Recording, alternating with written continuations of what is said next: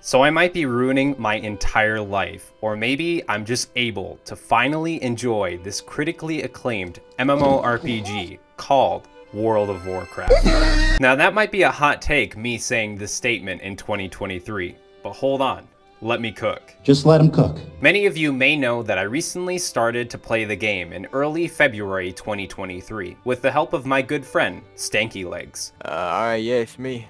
Thank you, Leg. After finally reaching level 60 by running many dungeons and doing story quests in BFA, I finally finished editing my first WoW video where I shared my initial thoughts on the game. This is when I decided I would buy a Dragonflight, play all the way through the expansion, and probably quit the game soon afterwards. Little did I know my video would blow up on YouTube, and soon I found that many people wanted to watch my initial reactions to the game live on Twitch. I realized I was able to get my newbie questions answered from chat. Many players in the WoW community wanted to see my reactions to the expansion cinematics, and soon I found myself hosting my own transmog competitions in-game. I'm not gonna lie, I thought a majority of the WoW community was just a bunch of sweaty nerds, and if I wanted to join this community, I would have to start peeing in bottles while I was gaming just to keep up with the amount of work that they put into this game. However, a majority of the player base is quite nice and super welcoming. And to those of you wondering why in my first video I was clicking on my skills, why I'm playing retail instead of classic, and why I haven't installed a bunch of add-ons to my game client, relax, I just got here. Let me go ahead and take off my shoes, get a little bit more comfortable with World of Warcraft, and then afterwards I'll skill bind all my skills. I'll go ahead and go hardcore and vanilla, and afterwards I'll be sure to light up my games client like a Christmas tree with all the add-on recommendations that you guys have given me. But it seems like a majority of the WoW community finds it amazing that a new player is playing their favorite MMORPG. And it's not easy to start a game like World of Warcraft. There are many stages a player must go through before they find themselves staring at the login screen and deciding to jump into the world of Azeroth. After finally reaching level 70, which a majority of the WoW community says that levels 1 to 69 is just the tutorial, and the real game begins of farming out mounts and becoming a bald person soon starts after that. Oh, come on, man! Since I hit max level recently, I believe I have finally gone through this new player experience journey. And there are some things I really like about the game, and other things that overwhelmed and simply confused me. Which, if it wasn't for the amazing WoW community seeing my last video and heading to my Twitch channel to help me, I don't know if I would have stuck around. So today, I'll go ahead and share with you the experiences I have had as a new player coming from another MMORPG of Guild Wars 2, how I ended up sticking around WoW to experience Dragonflight, and play the game all the way to level 70. That's right, I might be addicted to World of Warcraft. There are numerous stages that have to take place in order for a new player to find themselves getting hooked on World of Warcraft. The first stage is for a player to decide that they want to play the game, and for that to happen, there has to be a need or a desire to do so. Do you think I have big mom energy? Now you guys might know that I myself am originally a Guild Wars 2 player. That game doesn't have a subscription model, and for the end game, there is no gear grind, meaning you don't have to stress when a new expansion comes out. You can just jump back into the game and know that you'll be just as powerful as you were 3 years ago. And Guild Wars is an amazing MMORPG. I've played it since before the game launched during the beta days. However, if you're an OG player like myself, the developers at ArenaNet, they recently dropped the ball. The last expansion for the game came out in February 28th, 2022. I had a blast playing End of Dragons, and the first patch of completely brand new content, this came out exactly 1 year later, February 28th, 2023. And the amount of time it took me to play all the way through the story, experience the whole map, play through the meta event, that took me roughly 2.5 hours. It's the biggest piece of dog shit. To give the team at ArenaNet credit, I know RPG games are quite difficult to add content to. These games are large open worlds, and for Guild Wars 2, there's a lot of dynamic events happening within the game. It also doesn't help that the parent company of NCSoft laid off 20% of its employees earlier in the year. Not only that, but ArenaNet did no marketing about this patch before launching it, meaning players had no idea where to set their expectations at. And now, players are left completely in the dark, as we don't know when the next update will come for the game. The roadmap for Guild Wars 2 is quite vague. ArenaNet is also hiring positions at their studios to get developers to work on an unreleased Unreal Engine game. So it seems like ArenaNet is going to be working on these mini expansions, and they also have another game cooking back in the kitchen. So good and tasty. If you've never played Guild Wars 2, the combat system, the amount of gameplay that the game has going, it will completely knock your socks off. It's a truly wonderful MMORPG to experience. The whole cast of characters, including yours, is fully voiced, the mounts in the game are awesome, and the combat keeps me coming back to the game frequently. And if you're somebody like me who has played the game since launch and you're ready for fresh content, yes, yes, yes, yes, yes, yes! And you finally get this new content and it's just this little appetizer? No, no, no! You're kind of bummed because I've been waiting for a whole entree meal and ArenaNet, they haven't delivered.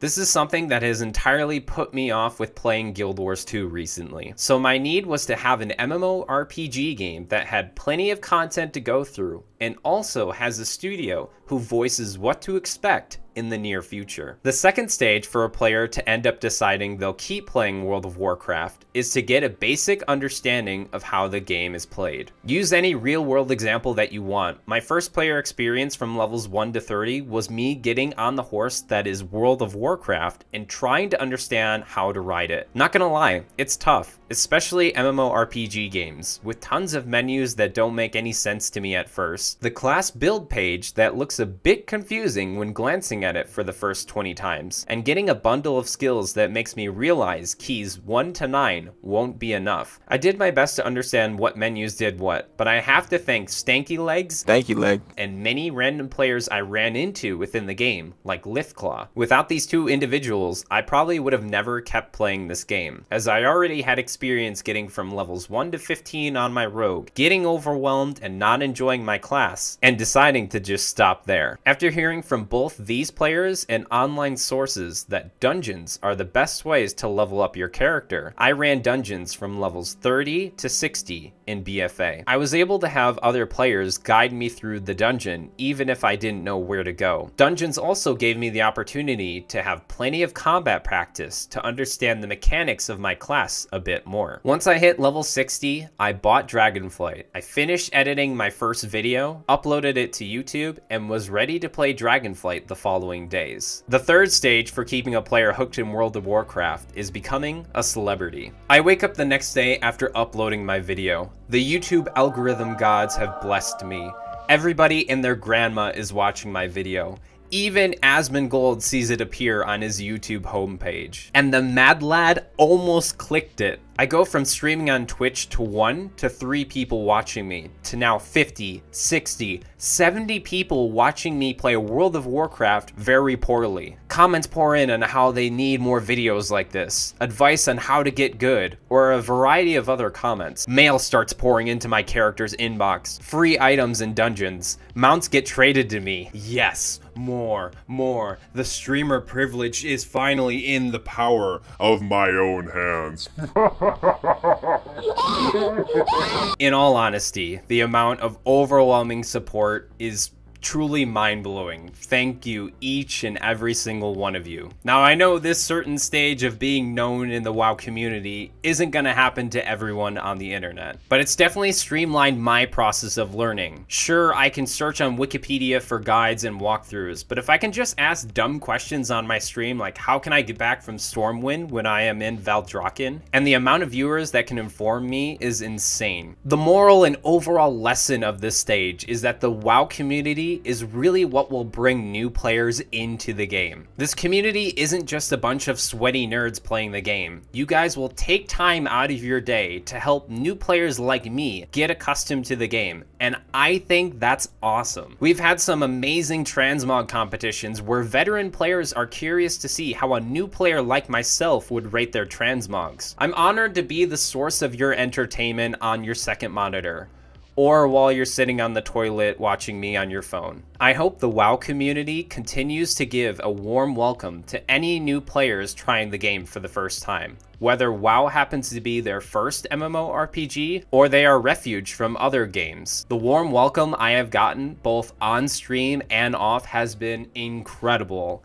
Thank you so much, gamers. The fourth stage to cement players in World of Warcraft is their experience with the latest expansion. For me, trying out the game in early 2023 meant Dragonflight was the expansion everybody was talking about. I know I joked in the past about Blizzard taking the Griffin and Skyscale mounts from Guild Wars 2 and adding it into their game, but many other games have taken aspects from WoW and simply inserted it into their own MMORPG. So I don't think Blizzard is wrong for doing the same with the dragon mounts. Dragon riding is fun, and the aspect of collecting these tokens or glyphs, I don't know the name exactly, but in order to improve your dragon riding experience, Blizzard encourages you to explore the new maps and find these hidden tokens, which incentivizes map exploration. Now, some players asked if I enjoyed the Griffin or Skyscale from Guild Wars 2 more than dragon riding. And honestly, I can't really give you a precise answer. Both games handle the implementation of these types of mounts very differently. The best way I can explain it is that dragon riding in WoW is if the Griffin and Skyscale mounts from Guild Wars 2 made a baby together. The combination of those two mounts is what Blizzard has implemented into one single mount. The animation department at Blizzard does an excellent job with the cinematics I've seen in Dragonflight. Even the standard quests have voice dialogue, which is great to hear in-game. There are many side quests to keep you occupied, but I realized if I did all the side quests, it would take me months before I finally completed the main story. So I've decided to first focus on the main story before doing all the side quests. I was even surprised to see events happening in-game where many other players would join in to help out. One time, I ran into a bunch of players making soup for this Chef Walrus character. This group of walruses looks like they're part of the Northern Water Tribe from Avatar: The Last Airbender. In all honesty, I had no idea that World of Warcraft actually had events or world bosses that you could take part of. My chat told me that you could get mounts from random world boss encounters, and I think this element of random encounters in-game is what truly makes the world of MMORPGs feel so vibrant and alive. Not to mention, I love WoW's in-game time based on the real-world time of where your server is based. Meaning, if it's night outside and that's when you play the game, then you'll experience nighttime in the game and see the moon out. I'm a sucker for games like Animal Crossing implementing the real-world time into the game, and WoW does exactly this, and it adds to the immersion that I experience within the game. Overall, I'm enjoying Dragonflight. I just did my first Mythic Dungeon with viewers and was pleasantly surprised with the combat in the game. Still, I can't believe that WoW doesn't have a dodge mechanic, but the aspect of moving out of the way of different circles on the ground or various other elements in fights keeps me engaged in each encounter. The fifth and final stage to get gamers addicted to World of Warcraft is to make it easy for them to set goals and give them a reason to keep playing the game. I already praised the collections panel in World of Warcraft in my last video, and how being able to view this anywhere in the game encourages players to find items that fits their characters and motivates them to go out and explore the world to acquire said items. In my previous video, I mentioned that you could do the same thing in Guild Wars 2, but every single time you have to run to a bank vendor. Some of you tried to point out in the comment section that you can do so in the wardrobe panel for your character. And sure, you can already view the things you have unlocked, but viewing the items you don't have unlocked in a wide page panel that WoW offers is only available at a bank vendor. Trust me, I've played Guild Wars 2 for far too long, so I know this is the only way that you can do this. The collection panel in WoW does wonders for players. Not only can I view every single armor piece in the game, but I can also view every single mount.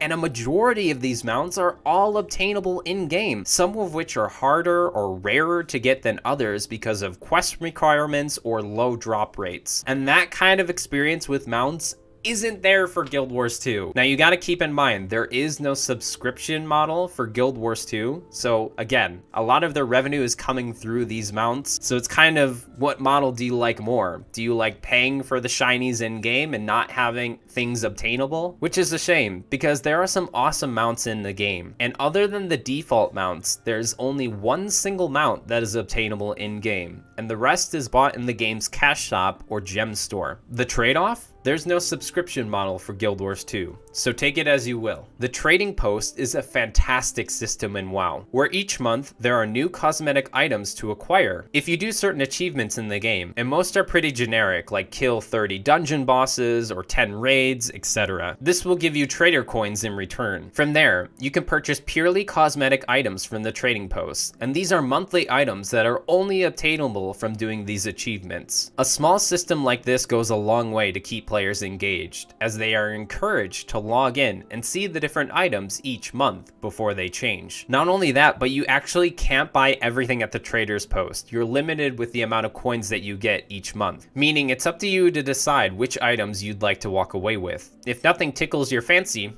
no problem. Just keep your coins and they'll roll over into next month trading posts that you can use. It's an amazing system. It's kind of like a battle pass, except you don't have to pay for it, which is a great addition to the game. Lastly, the roadmap. There is additional content coming to Dragonflight, and the marketing the game uses truly outshines Guild Wars 2's marketing. Having something like this makes players comfortable knowing as soon as they get their character to max level, get the gear or the transmog pieces they want, they'll feel encouraged to jump back into the game when new patches drop on either their main character or even alternative characters. Players' expectations are set because Blizzard explains in more detail what they can expect in the next several months. So I'm sorry, Mom and Dad. The game that you told me to avoid while I was growing up, I think I'm hooked on it now. So how long have you been playing World of Warcraft for? Do you believe that WoW is in the best state that it's been in years? Let me know in the comment section down below. And as always, stay hydrated, gamers.